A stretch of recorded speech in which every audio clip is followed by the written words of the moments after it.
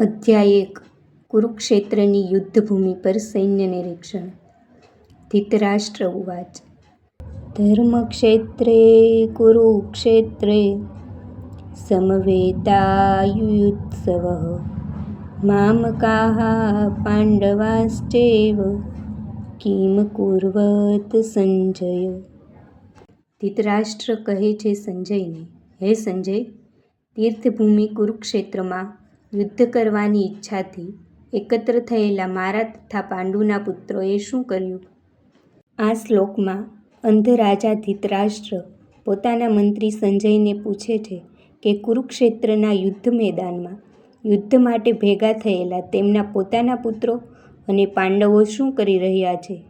ધર્મક્ષેત્ર એટલે કે ધર્મભૂમિ કુરુક્ષેત્ર, જ્યાં આ મહાન યુદ્ધ થવાનું હતું.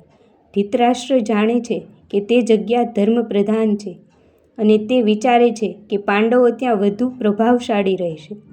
આથી સંજયને પૂછે છે કે યુદ્ધ માટે તૈયાર થયેલા યોદ્ધાઓએ શું કર્યું.